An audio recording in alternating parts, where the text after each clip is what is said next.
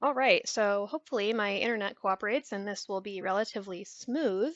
Um, it is, well, not looking good so far. Let me see if I can just reset this. Oh, there it goes. Okay, that's good. That's good news. So this video is going to be a short one because I'm going to do it bone by bone.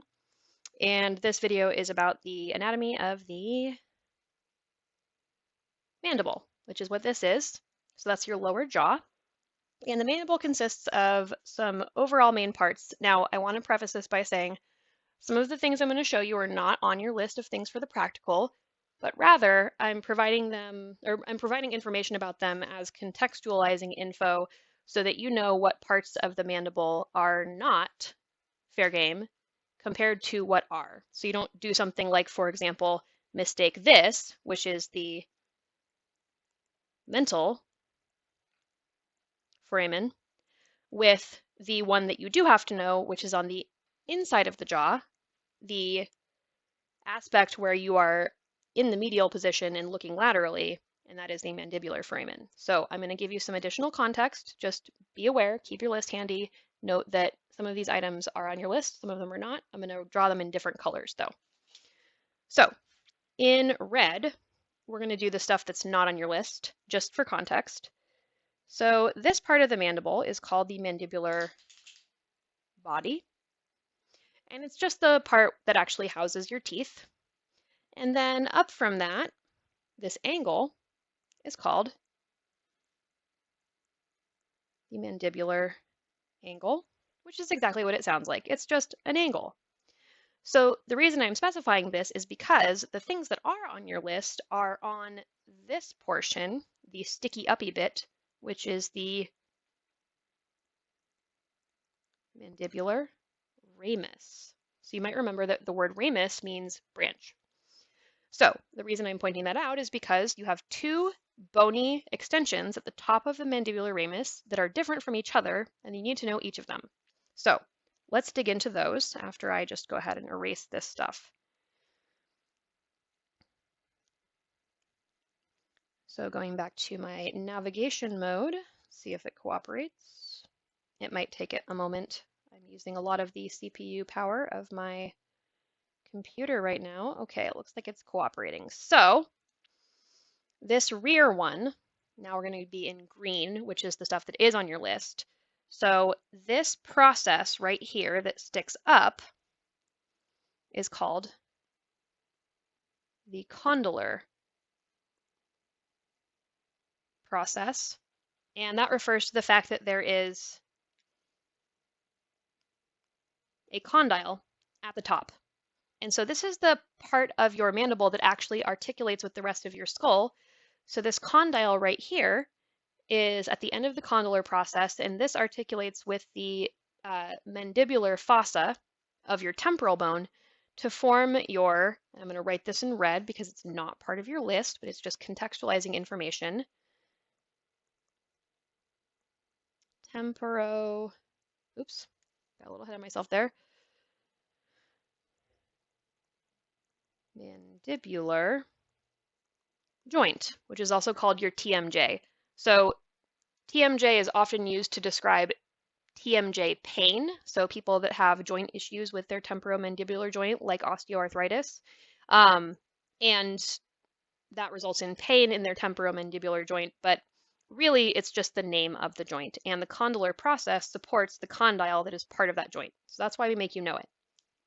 Okay, so anterior to that, which is not condyle shaped, is the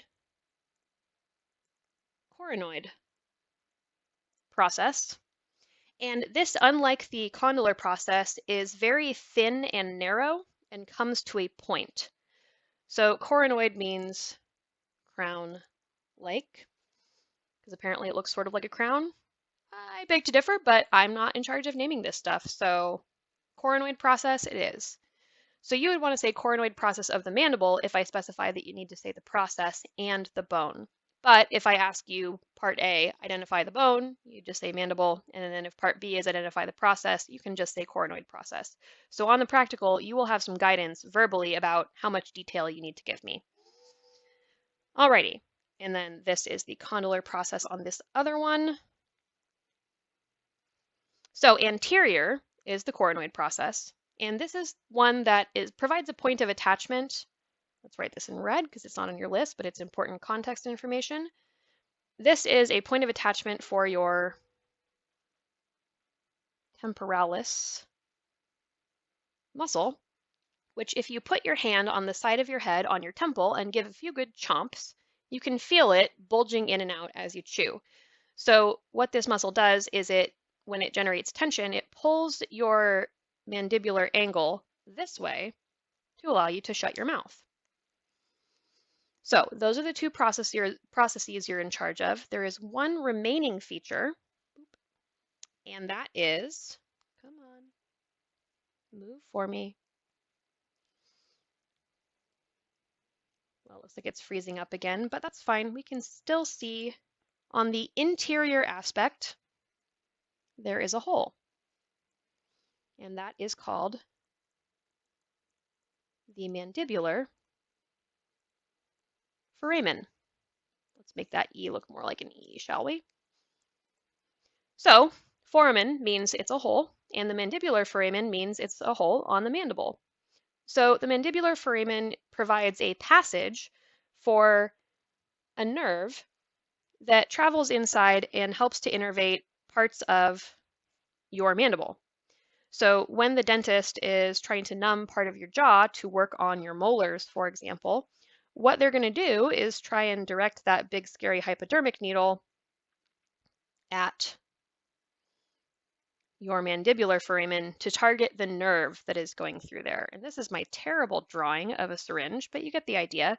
So the reason for that big scary needle is because you need a long needle to access that foramen and the nerve that goes into it. So let's get rid of all this and see if it will cooperate and turn for me. Oh, there it goes. I think it just doesn't like my stylus. So here's another view. If you are looking in the medial plane and you are looking laterally from the medial plane, the mandibular foramen is on the lateral aspect of the interior or medial side of the mandibular ramus. So, one more time.